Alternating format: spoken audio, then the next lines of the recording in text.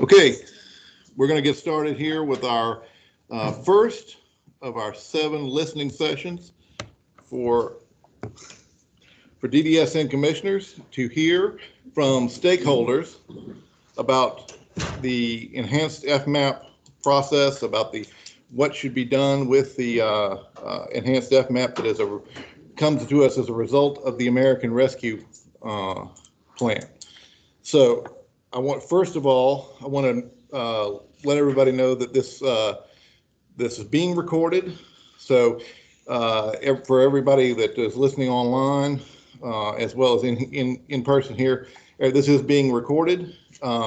You do have, if you're online, we don't have the capability to allow speaking online, but we can take comments on the chat. So if you have comments on the FMAP and you want something that you want the commissioners to see, please do that in the chat box. Okay. Let me also. I want to give a deep thank you to Lori Cordell and to everybody here at the Burton Center. They have been wonderful. And being that this is the first of our listening sessions, she agreed to be the guinea pig for this, and we are eternally grateful for that. We are working through the technology, and like I said, this is something that we have not done before, but we've not taken the commission on the road, so to speak, before, but it's something that we look forward to maybe doing more in the future if we can do that. That would be great.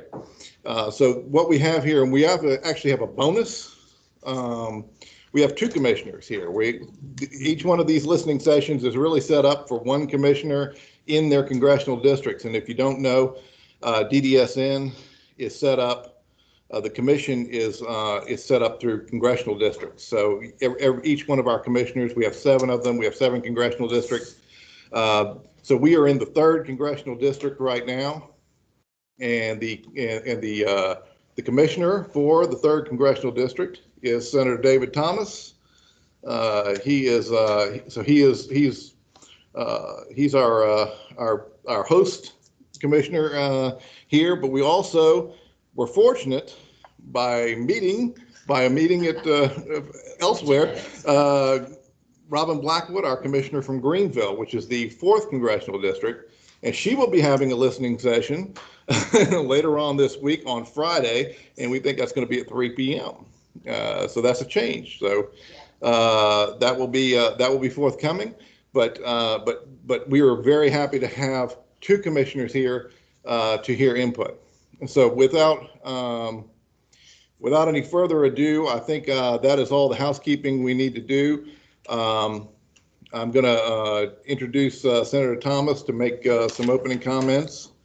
And take it away, Senator Thomas. Thank you very much, Rob. I appreciate that. I am David Thomas, Commissioner, and he was nice to use the other title that is that's gone, so it's not dual office holding. That's from Shelton. I'm not both in the Senate. It would be a conflict. That's right. So 8 years ago was the last time I was in the Senate. I still have a few friends in the legislature though, and they have a hard task, dealing with all the COVID, just like what all the local senators have gone through. And thank you very much for the preliminary a little while ago when I was informed. I hope to get around to just as many as possible, since we now have kind of a dip in the COVID numbers. So I hope to be on the road a fair amount. And this last year is kind of like a blur, don't y'all think? I mean, it was a very strange experience. And I hope never to experience it again. Making it very simple, the additional 10% of FMAP money is why we're here. That comes out to $42 million one time. We don't know what the Congress will do, but you rule of thumb is you don't want to spend that kind of money on recurring items. Then if you do that, you got to come up with new sources, and that would be unlikely from the legislature to be able to do that. So one-time money, if the speakers or participants want to think of ideas of what you need or the problems that you might face or that you are facing, that's the kind of thing we want to hear. And the reason we're here is because sometimes those that are the stakeholders don't get to really participate. And so what one of our commissioners came up with, who is beautifying the table, Robin Blackwood, who's chairwoman of the finance committee, said, why don't we get out there and actually get hands-on and listen to what people are saying and have listening sessions so that we are informed. And one of the problems commissioners have, particularly since we're not full-time, is a lack of information. And I avoid using the word ignorance, but a lack of information. So I've already passed my business cards out, but anybody can go online if you're listening and get any of our communication portals, email addresses, and all that sort of thing. We'd love to hear from you. And, you know, trust me, I mean, we really do want to hear from the providers, from the users.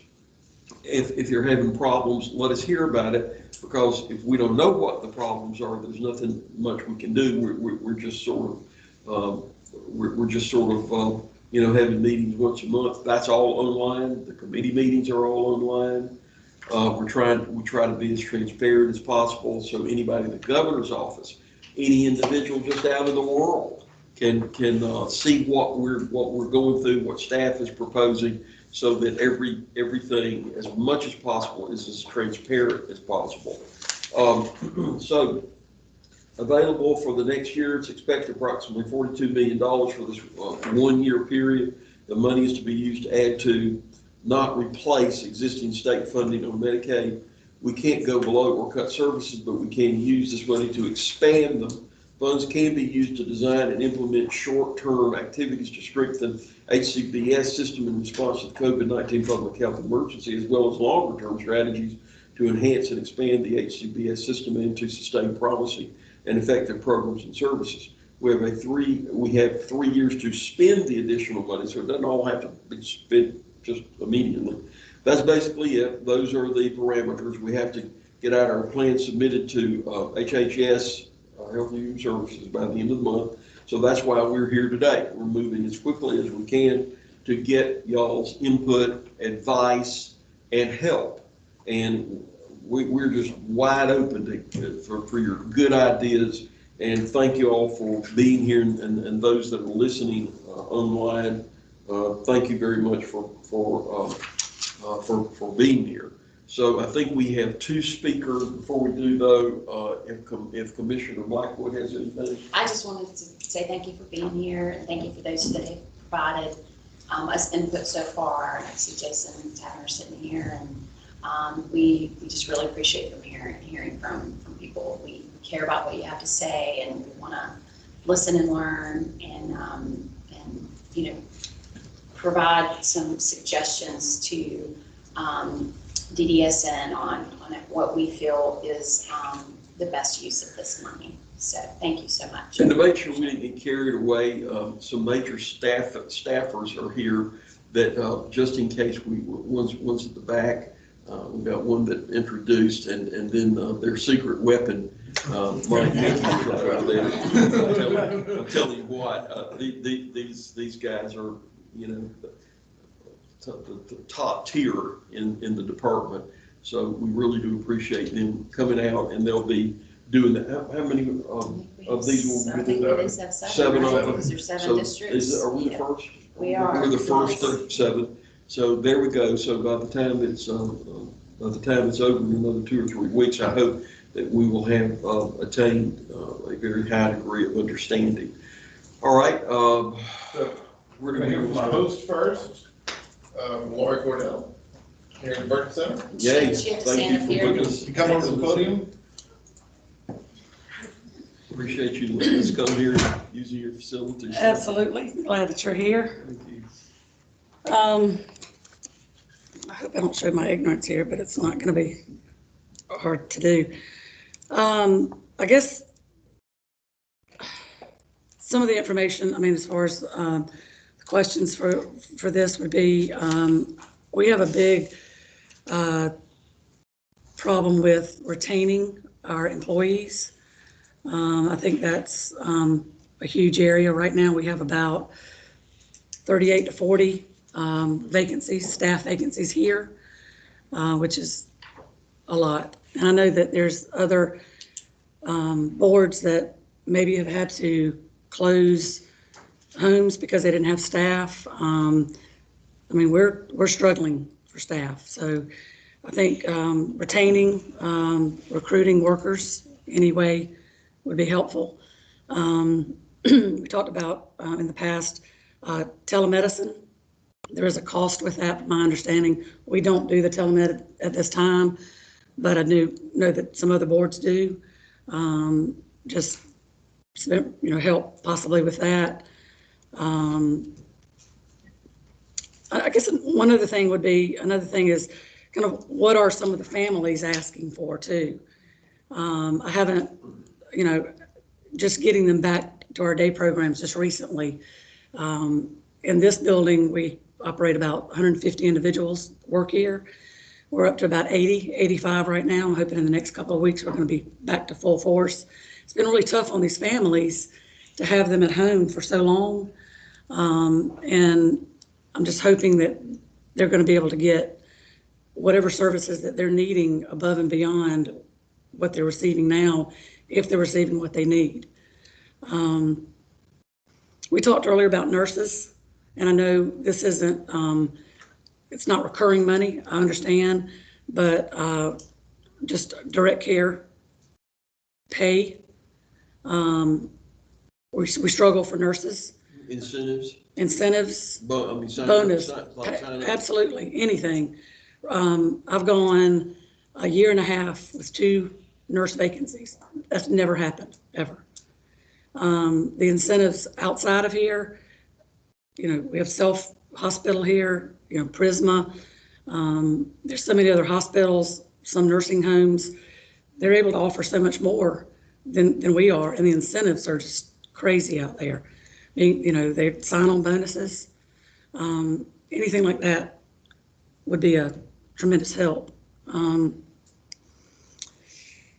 And I hate to say this, Jason, because he just mentioned this to me, so I'll let him say it also, but behavioral services.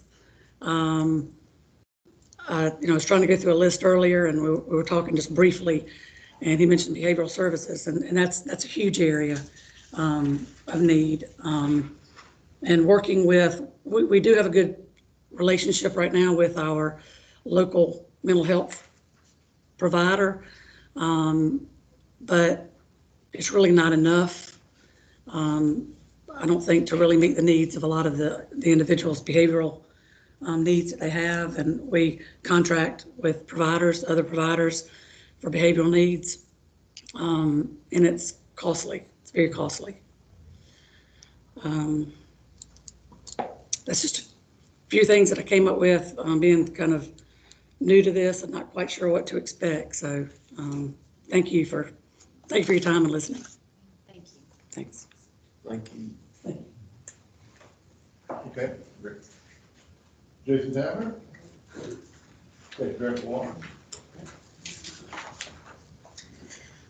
So you can make sure the camera's good from here. My daughter told me never look down too far. These double chins catch up, right?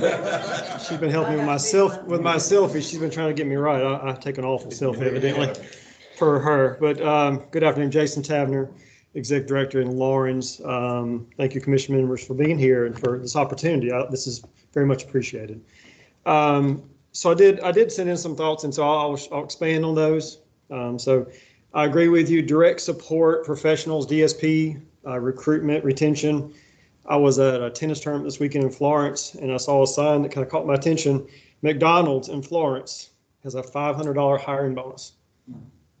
That just tells you the market, right? I was like, really? Which McDonald's was that? It was, I know it. Actually, I that daughter that got on to me, I said, you see that? We didn't make a trip, I mean, come on down. $500, I had to pay for a bit. But at McDonald's. And I'm not saying that that's the only answer. So some other ideas I'd like you to think about with DSPs. I don't think we're going to be able to get enough direct support professionals. I think there's so many other demands that you gave well, other places they can go work when the things hit. I'm looking in Lawrence, and other states are doing this. We're starting to look at technology in lieu of staffing. Using technology, because there's also, and a lot of it we can do ourselves. It's amazing. You know, I installed the Ring cameras in my house. I'm proud of it, man. That box came. It was easy. I am not mechanically inclined. I don't know how to do that stuff, but I could put that thing in, and we've done that at some of our homes, and it's helped. You know, go through the process, go through the approvals, HRCs, all that stuff, but it's given some peace to families and to others. Now, we haven't pulled back the staffing yet, but I think technology, Tennessee is a state to consider. I'm sure the guys in the room know about all this stuff, but there's some other states that have really pushed into this initiative. It's a one-time cost. A lot of it is we're working now with Simply Home. They work with Charles Lee Center and maybe some others. It's a company that helps providers with this technology look. They're coming. We're doing this thing in a week, and we're going to try our SLP2s, try to see what can we do. That's our apartment complex. What can we do to reduce the burden for staffing? Because sure, I want to keep, I think incentives and all this stuff would be nice. I think we need to do all that to try to get, we always will need people. I'm not trying to say we'll have machines doing all this, by no means. But where we can, we've got to try to reduce that tally. So something to think about there would be nice. Recruitment definitely issue. I think capital needs are an issue for providers, or at least for us. It's been there was an old system. I'm not looking back saying I'm not doing the rearview mirror on you, but there was a system that we were all used to. It's not there anymore, but needs buildings. They don't stop having roof issues, ADA issues, things like that. So I think that's a one-time. I'm trying to give you one-time things that I felt like fit with this theme here. I think technology can do that. Capital needs can do that. This one may be a little harder as far as one time, but we've embraced this in Lawrence, and I'm real proud of this. We're up to 40 people now in our community working, where we started with very few. We've pushed off on that. We're trying to get away from the sheltered workshop mentality altogether. But there's a cost to that, and it's really twofold. One, of course, is the staffing. We're back to that again, right? Our job coach, I don't know if it's the current terms, but that's the terms I use. Job coach is what I call this service. It's one-on-one for the most part, or 1 to 2, getting people in jobs. That's a small ratio, and it's necessary. There's a follow-up mechanism to job coaching that we've developed in Lawrence that's made it even more successful. And what I mean there is we've got relationships with these employers, so that if something's not going well, we know it before they say, okay, we can't do that anymore. Because that's the end of that relationship. And we fight hard for those relationships, so we really need to foster them. And where we've been able to do that, that's been helpful. And then transportation. In Lawrence, our small community, it's just absent. We provide it. We've worked through grants. They never really hit it quite where we need them to be. There's a big grant coming in the upstate. Fred Payne's got it. So Fred got us one too. Fred's an awesome guy. He's trying hard for us out there. If you know Fred, you know he's a worker, man. I love him. But so there's some stuff going on. But today on the ground, and I'm gonna come back to this in just a second. And I'm probably gonna. Is it 3? Do I need 3 or a little bit longer? I don't want to push past my time. Keep on going. Okay, I'm sorry, because I will go. I don't care, but I won't go too long. I promise. But we're putting in. We spend about $90,000, staffing, vehicles, gas, everything to get these folks back and forth to work, because it's all the time, any place we can do it, right? To kind of pull that full circle, the budget that I'm going to present to my board on Friday, this is the first time I've done this, and this is tough, is negative. I've got a deficit budget right now we will present for the upcoming year, and it's about $90,000. So, I mean, that would be something, I mean, if you've got a negative budget, I mean, that would be something the commission could consider as part of expenditure. So that is a need, right? It's a huge need. Okay. And the reason it is right now, and I'm not saying it should always, we're trying to do things to help people become more and more independent. But right now, if we don't get them to that job, they're not going to that job. And there's a lot of side benefits to it as well. There's the getting to the job, but then there's that natural communication that happens in that vehicle while we're taking them. We know, okay, this has gone well today. They had a good day. They had a bad day. We get a lot of good information from it. So that was where when Fred and I were talking about outsourcing transportation, that probably is the future, to pool resources. It doesn't always make sense for each of us to have all these vehicles running separately around each other. But for our population, one thing we found that was very helpful is that communication. So we still need to capture that data somehow from them. You did steal my thunder on that one, but that's all right. No, behavior supports, if we both mention it's even better. Behavior supports, I see that as a direct support professional retention tool. if you go into a house and you've got a high management person and you're new and you don't know what to do, the first time something happens, I'll call it Friday night because that's when I got my call, right? You're done. You're out. We just put all this training into you. We just invest in you. We went through OJT. I went through job shadowing. We got all this stuff going on. But then we have the thing, right? The event, the moment, right? Nobody wants the moment. But it happens, right? It's just part of the deal. BSPs, we also contract that out. We used to. I don't have one now. They said they couldn't support Lawrence and some other providers anymore. They kind of shrank their business, the one we were using. And I'll be honest with you, we've had some in the past that, the key to BSPs is training. Writing the plan is important. You need to have the degrees and experience to write the plan. That's great. But what I really want them to do is come in here, I think it's the training room, right? Come in the training room and teach our staff what to do and how to respond in an appropriate way, not, in a way that they think they may be helpful, which may not be helpful. So BSPs would be nice use for one-time money if you could pump some, maybe get more providers into the system, or we're entertaining now. They did change. I appreciate the standards change where we can actually kind of, I think, get close to having a staff member. That is actually a recurring dollar, I would think, though, because if I build one in, I'm going to want them forever to have a BSP. But I would love to have a staff member that is a BSP provider does the BSPs for us, because then I think the training would be just even better. I mean, we do it for CPR, we do it for all these other things. Why shouldn't we do it should be like a standard item, I believe. And it would also help us potentially, I don't want to promise anything that I don't think I could do. It could potentially help us with the waiting list, the critical needs list. These folks that we can't support right now, or we're not supporting residentially because it's too big a risk. Because the risk right now to us is that we don't know you, you come in, you're very difficult. I don't have any support from my staff, and we have a bad day, several days, and then I've just lost a whole house of staff. It just couples. You see, it's just not worth the risk anymore to us. It's becoming a risky proposition, and that's not how any of us think. I know that we want to support people. And that's our goal. So I will say that. And last one, then I have one other comment, is I was awakened at I think it was your last commission meeting when I was listening in. I didn't realize that the waiting list had gotten to the numbers they are. I didn't know that. I missed that number. That's a big number, and the reason I'm advocating for that, for families, of course. But, we have a great relationship with our school districts. We've got two in Lawrence, 2 Mammoths 55 and 56, Clinton, Lawrence, and we do a lot with them. And I meet with families. I go and meet with the parents, right? And we talk about services, we call it transitioning. And it's been very helpful. I can't stand the thought that I'm going to have to look at a family across the table now and say, great, we got you on a list. Was it 5 years? Is that what I heard the number the other day? 5 years from now, come see me. I just can't imagine that. That's not a conversation I want to have with. So that's a big point for me as far as that. So I think that was I'm sorry if I can do two more. I apologize. I thought I had wrote them off to the side. I'm a piggyback. I agree with the telemed. That's a one-time deal, can be for the most part. There is some ongoing cost to it, but the one time would be nice. And if it could be a 3-year kind of get us going to that, I think has been fruitful. We have a lot of ER issues, and I will speak about my area only. I can only speak about Lawrence. It's just some of it's frequency, some of it's just interactions. I would love the idea of a doctor that's familiar with our population, that is sensitive to that, helping them hopefully in the home and not having after we've transported across town. And then nursing, we have the same issue. It's a nursing issue. And I know Rufus has advocated for this. I'm gonna say I want to give you credit, man. Appreciate you. That one is not money driven to me. I think if we could get it fixed, it's regulations. For me, it's ICFs, intermediate care facilities, requires a nurse to give medications, except when they come to a day program or if they go on an outing. And then my staff are magically able to do it, right? They're good enough to do it then. Why can't they do it in the house? Because that requirement to have a nurse give meds in the house is hurting us.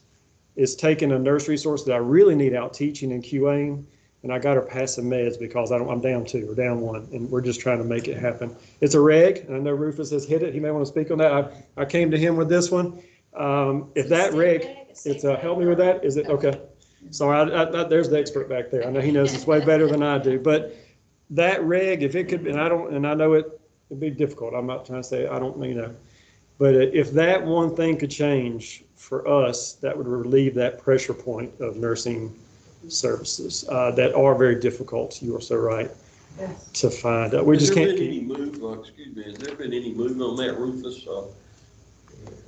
No, sir, not in the public health emergency. But one of the things that the intermediate care facility programs, in my opinion, a service line that needs to be preserved. And so we need to have all hands-on deck approach to increasing the rates of reimbursement, for operators of ICFs, because it is important. That's where some of the state's most vulnerable citizens reside. And so we can't relent on that effort. And I think that will serve us well in terms of raising pay and for licensed personnel like nursing. But so I definitely concur with the sentiments of Jason. And that was everything. So thank you for listening. I appreciate that. Appreciate you very, very much. So, thank you. Thank you very much. All right. I was just gonna say, will DHHS be able to help us with kind of advocating for what we're just talking about regarding the reg that we want to get changed? Would they be a good ally at all with us in that? I think they're a major stakeholder in the ICF program, but DHEC is the agency that has the statutory authority to regulate intermediate care facilities. I just wonder if both agencies were pushing it, but And they might listen up a little bit actually, more. we're having a meeting with them tomorrow, so it's another opportunity to present. But in the past, they haven't been receptive. I'd just like to know the reasoning. Yeah. What seems to be an inconsistency in versus out, in-house versus out. I don't know if I think it's an old, it was in the 70s. I think ICFs were created in the 70s, and I think back then that was probably the right thing to do. Long-term care settings, and so again, when you start watering down requirements in long-term care settings, there could be some adverse impacts. Help us out with that on the staff level, if you would, to give us some information so we can come back. That's kind of a commission oversight and directive, if we could get the commission behind what he's talking about, at least to see if the reason it's still a predominant idea, or if they could give us a waiver on speaking of waivers. Well, what do we have next? I believe that's it. I believe that's it. Do we have any comments? Do you have anybody online? No chats. Okay, I think. So we had some comments though, right? But those are catalog, but nothing's in the chat. Okay. I would say that, Senator Thomas, to your point, it's not limited to DDSN for nursing. If you look at the Department of Corrections, Department of Mental Health, they're all looking for nurses.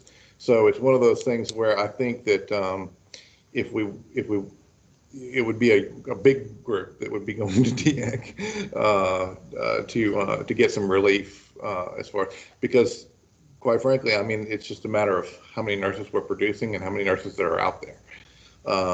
It's just, we lost some nurses during the pandemic, and it was very difficult, and staffing of nurses during the pandemic has been incredibly difficult, and that's something that we found across the board. But it's all state agencies. If you count our counterparts at Department of Mental Health, at the Department of Corrections, they all have the same issue of finding nurses. The inconsistency, I think, is what I want to see especially addressed, and to see if we can modify the reg that you're speaking of. I think that would go to at least I would like to. I'd like to see what the reasoning behind it is. I think. So I understand the shortage. I'm just given the shortage. Why is there the permission to do one outside, but inside you got to have? I just don't get that. But I'm with you at least on trying to discover some reasoning behind it. We got a bunch of people here, but did anybody want to comment about anything? You're certainly welcome to the discussion. Yes. Anybody want to complain? Anybody want to complain? Anybody want to complain about commissioners? Don't answer that. That's for later privately. Let me also That's point. what we can do. We do have a comment that came in. An ICF is considered a health facility. It's required by CMS to have nursing. Okay, That's from Kenneth, that's from Kenneth so it James on would our go staff. beyond state then?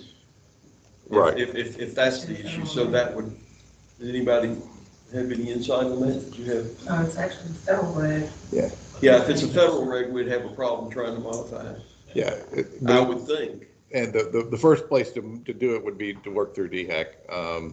Would be the first place to start with it, because they're in charge of the state level, the ground level I enforcement wonder, of a the time regs. like we have now, where it's kind of a quasi-emergency because of the shortage, if they wouldn't relent for a period of time, with a special, it's gotta be some mechanism under certain circumstances. I wonder if, Rufus, can we contact HHS and see if there's not something that can be done to get and for lack of a better word, I mean, waiver is a technical term that we use a lot for other things, but a waiver for that particular thing for a given period of time? Yeah, so there's some 1135 waiver actually applies to intermediate care facilities. Like I said, in terms of nursing personnel, this is not something that's just borne by our agency and the struggle for our providers, but it's really a national phenomenon. We'll look at all options. Check out that 1135 for us if you would. Okay, any others of the group that are here seated? Appreciate so much you being here. Anybody have anything? Okay, Anybody else? we have Elaine Tina sent a comment in. Laurie and Jason were spot on with the issues mentioned. Pickens County, we are in a crisis point for DSPs. We do not have enough staff to reopen our day programs at this point. Any technology or telehealth or telecounseling would certainly relieve some of the stress with DSPs and possibly decrease the number of staff needed. Incentives, bonuses, et cetera, would help. Tell us, those that are listening, and who is this person? That was Elaine Tina. She's the executive director at Pickens And County. Elaine, tell us what your budget deficiency is so that you can open those day centers. And it could be, even though we might only be talking about a year or 2 years or 3 years, still things might start coming back. And that might be a good location where to spend money to keep those centers open. So please send us those budget requests. Okay. And we'll see if she's. Could you call her and just make sure that we got the we'll do right that. Okay. location for the request to come to? Okay. Okay, thank you. Gene Bowman from our staff said CMS regulations actually allow med techs to administer medications, but this is not allowed by state law and regulations. Oh, okay. The So plot thickens. So med tech, what does that stand for? Rufus? Like, I have to defer to Rufus on that. There's a proviso that applies to our system that allows licensed personnel with certain prerequisite training. It's a medication administration technician. Go to Greenwood Tech or some technical school there. Where do you get it? We do it now for all of our houses. We do it in-house. Oh, you do it in-house? All of our other houses do that program. Oh, this is wonderful. Approved curricula, so there's some prerequisites, and So the med techs aren't helpful though to you? Yes, that would be Not perfect. for us. Not for the That- If it could be changed to med tech, if that would go, then a DSP is a med tech. For Right. us, we teach them the skills. So if you're a DSP for us, you're a med tech. The problem is the ICFs, they're not allowed to supplant the nursing at the ICFs. I think we had some issues before with the med tech, over the last couple of years, didn't we? About the verbiage or just a layperson to be able to give the meds and go to state, to talk with state personnel. just Rob there, the proviso was amended some years ago. Okay. Yeah, so that is a proviso. It's a proviso as well. That's a proviso. So to explain to people, provisos are basically instructions from the General Assembly about how to spend money. They'll give you your agency budget, and then your agency budget, they can put parameters on it. They can say you know, you can do this or you can't do this with that money that we're giving you. And there they are, and it just passes through year after year unless the legislature comes back and changes the proviso. It's easier in a sense to get a proviso than it is a piece of legislation, though it serves the same function. That's correct. So proviso would be great. Why don't we, too late this year now, but Ralph Courtney from Tri Development in Aiken, he had this comment. ICFs, the problem is actually more difficult to understand. A provider is supposed to have a nurse give medication, even in the day program, if that entity is also operating the day program. If someone else is providing the day service, then the nurse does not have to give the medication. CMS will allow. It is DHEC that will not. On trips into the community, DSPs may give medication that have been packaged by the staff nurse. what'd you say, Rufus? He's pointing to some document. You're looking at something and I'll say this is a listening forum, and it's the enhanced FMAP pertains to home and community-based services, waiver services, which is ICF, it's not so, in terms of keeping topics germane to the listening session. But we will explore that because it is important, and one of the two things. One, for Elaine Tina's point, there is a survey that went out last week soliciting input from operators of facility-based day services. And so Elaine, we encourage you, if you haven't, respond to that survey. I know I talked to some executive directors this morning who have already provided us some information, and as we collect that, we'll share it with the commissioners as well as Health and Human Services. So the close of the survey is Wednesday. I think by close of business, which for a lot of us is 11:59 p.m. So, we'll take comments up to then, and again, we'll also reach out to our hostess meeting to get the specifics. We also will hopefully encourage her to participate in one of the listening forums to provide commentary in person directly to members of the commission. A great location would be Greenville on Friday. Yes. So I think we're at a point to wrap up. We're at 1:47. But I want to turn it over back to the commissioners and let them sum everything up. Well, I just wanted to actually drill down a little bit on telemedicine and retaining of employees. So give some specific examples and ways that we could, like this money could be used to retain. So retaining employees is just kind of a general term, but like what does that really mean? So right now they make this, we think they should make this to be competitive. They need signing bonus. I mean, what things do you think in your communities would help with that? Is it just a money thing? Is it what other, I don't know. I don't know that it's just a money thing. Part of me feels like it might not really help I mean, I don't know, but it just, I'd love somebody to weigh in on that with your expertise and your insights, just to. If you want to, you can come up here and do it. Doesn't think about You want to come up here? Want to go down We'll fix the crowd in just a minute. All right.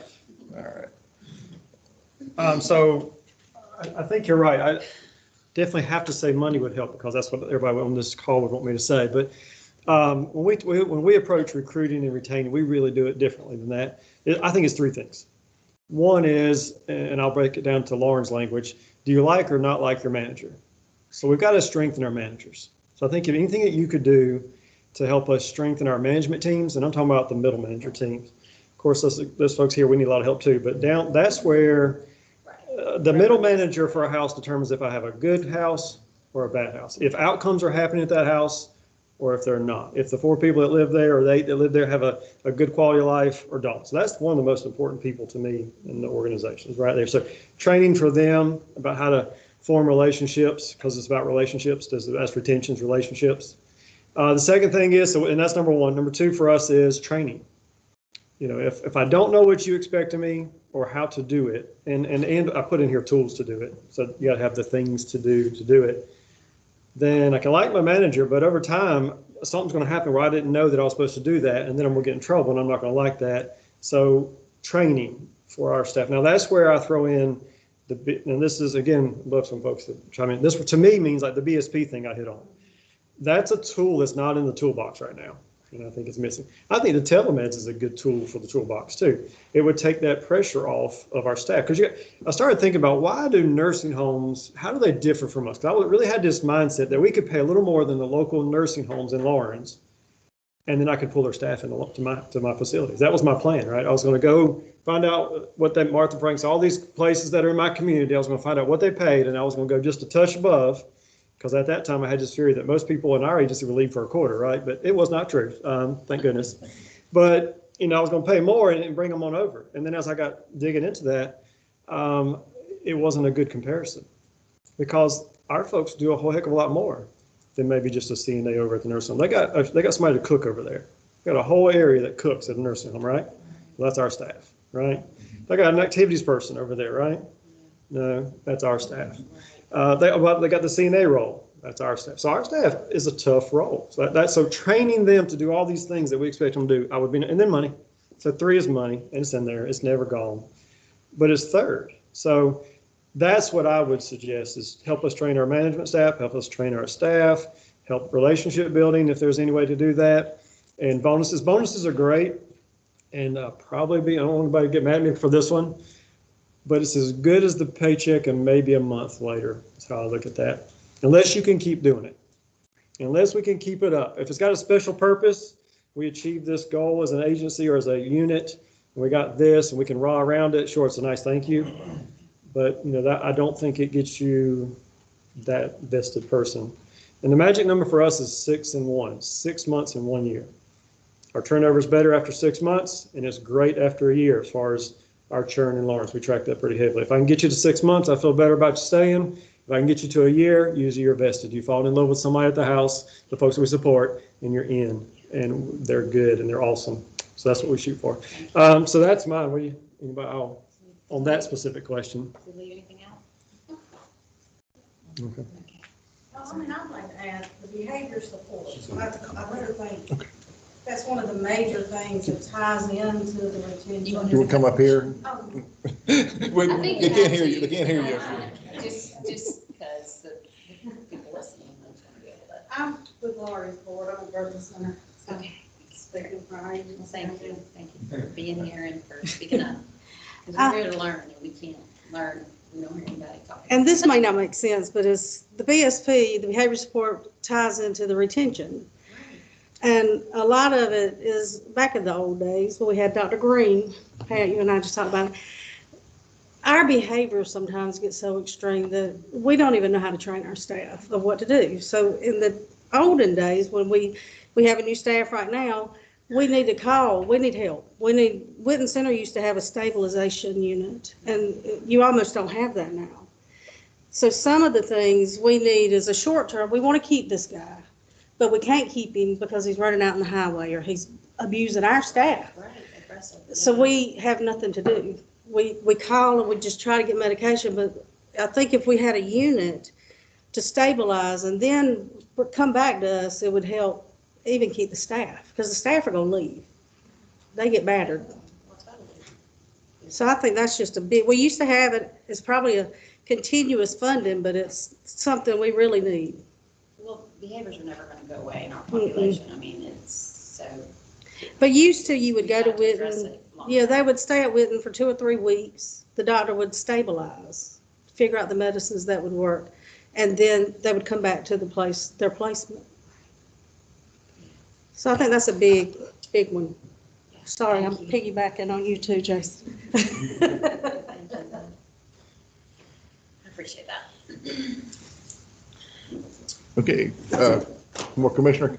No, I mean, I think I'm good. I mean, if no one else signed up and no one else says any other, comments online or today, then. Okay, Ralph Courtney has 2 comments. There's an equipment cost initially at each individual facility around $1,500 for telemedicine.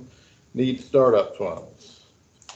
And his next one is Note, I am talking about each facility, not each provider. In other words, every home would need the technology set up so that telemedicine would be effective. So that's a comment from Ralph at Again, it's Macon. a money issue. Rufus is diligently writing. Very good. So what telemedicine was used during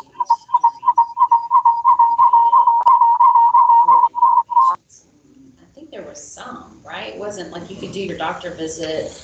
I mean, I just know the general population, that Medicaid opened up being able to bill telehealth, but I mean, and I assume we were included in that. Our population was included in some degree, correct? Is that? It was based on the physician usually, like, Right. but what we're talking, this is a vendor, so I want to be careful I don't oversell a vendor, but the station MD idea that was presented, Elizabeth did a good job of that down in the lower part, was a little different, that it was for the emergency type situations, or emergency plus unknown situations, like Jason's not well today, so I think for our routine visits, they may have we had some doctors that evolved with us that we could do it on screen with our staff. Okay, good. But this was more like it's Friday night, because it always on Friday night. It's Friday night, and somebody has this going on medically, and our nurse is like, we're not sure, so if we're not sure, you go to the ER, right? Yeah. And this keeps that, we're not sure, we'll go to the ER out of, it could be potentially, oh, it's okay, we'll do this, but it's the doctor.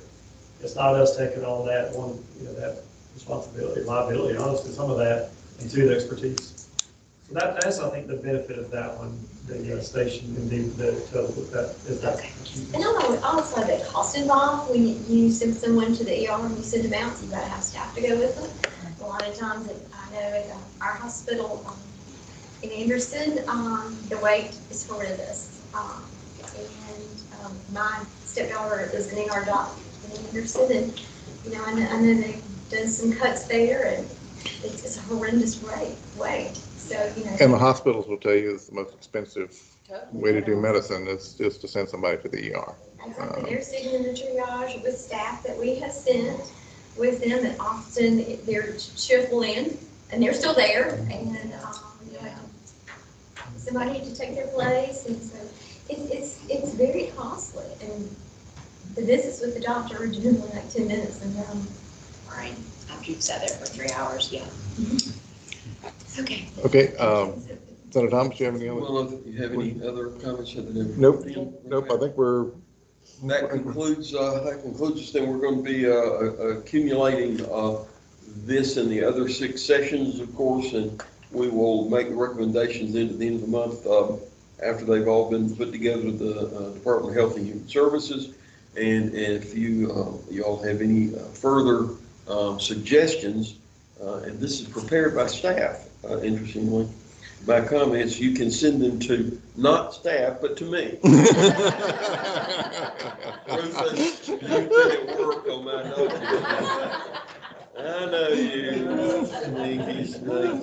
You can send it to david.thomas@ddsn.sc.gov.